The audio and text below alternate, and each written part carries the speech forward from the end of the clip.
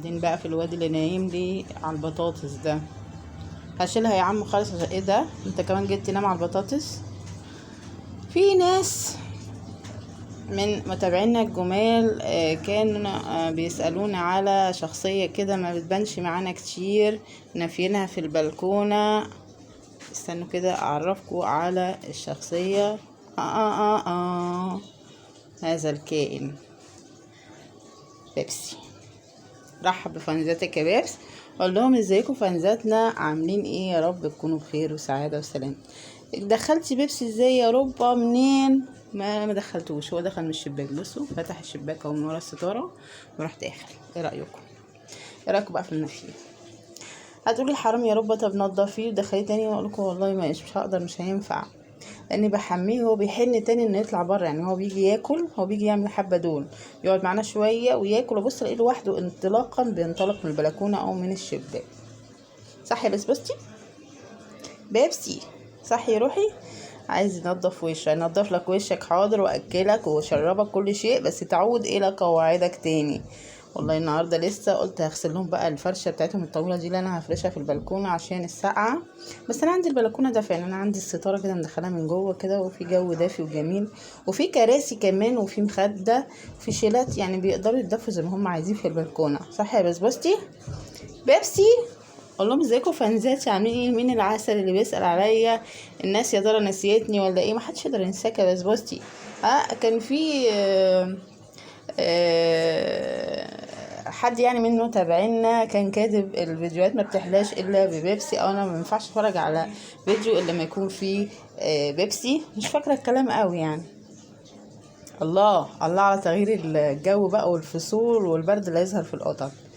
عشان كده انا بفضل ان بيبسي يفضل في البلكونه، مع اني مش عارفه، حاسه ان هو مريض شويه مريض كده، بس يعني ربنا يستر ان شاء الله، ربنا يستر. وبعدين هو مش قاعد لوحده في البلكونه، ده معاه ابله فتحيه دي بقى هنبقى نعمل عليها فيديو كده لوحديها خاص كده بيها كده. سيدات لا مش سيدات القصر يا اخي بعد الشر، لا ده دي ملكة البطاطس. بصوا بيعمل ازاي بيبسي. ايه بسبوسي، ايه روحي؟ امبارح برضو بالليل دخل شويه كده، لعبته شويه، قعدت شويه، وبعدين قلت له تعالى بقى، ورحت واخده له اكل ومدخلاه في البلكونه. بس ابني بيقول لي يا ماما ده هو بيعيط نفسه يدخل تاني جوه. لك والله للاسف ما ينفعش، ده لف الدنيا، يعني ده لف الدنيا كلها. اخاف انه ممكن يبقى فيه فيروس يعدي القطط بتاعتي. صح يا بسبوستي؟ على الرغم انه ما بينزلش الشارع، يعني هو بينزل في محل كده تحتينا ويطلع تاني. بس كل اللي بعمله انا بسرع عنه شويه، يعني بخليه يخش اقعد معاه شويه وكده، بس في اوضتي بقى مش هنا، بس عشان دخل من الشباك ما رضيتش اكسفه يعني، عشان ما يحزنش. وانا خايفه اكون بتعيط. صح يا بيبسي؟ انت بتعيط يا بيبسي؟ تخليني بعيط كمان يا بسبوستي.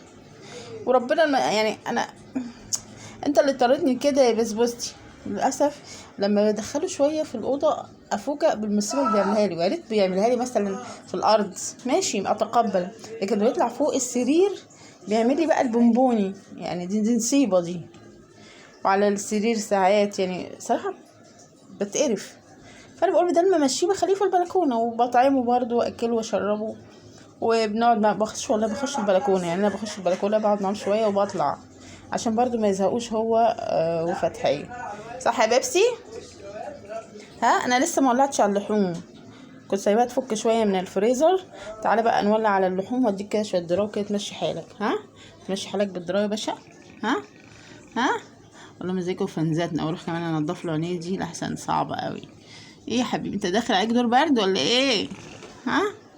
ايه بسبوستي بيبسي بيبسي؟ اديك شويه دراو انت وفتحيه. ماشي يلا يا جماعه بقى، لايك اشتراك كومنت كده والله غصب عني وحياة ربنا. متعيطش بقى عشان انا كمان معيطش، انا شكله بيعيط الواد. صح بيعيط يا دي النسيبه، انا مش قلبي حجر بس انت اللي بتضطراني.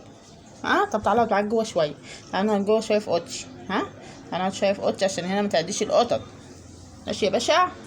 اسيبكم على خير يا جماعه في الفيديو القادم. السلام. اقول لهم باي باي يا بيبسي. باي. السلام عليكم.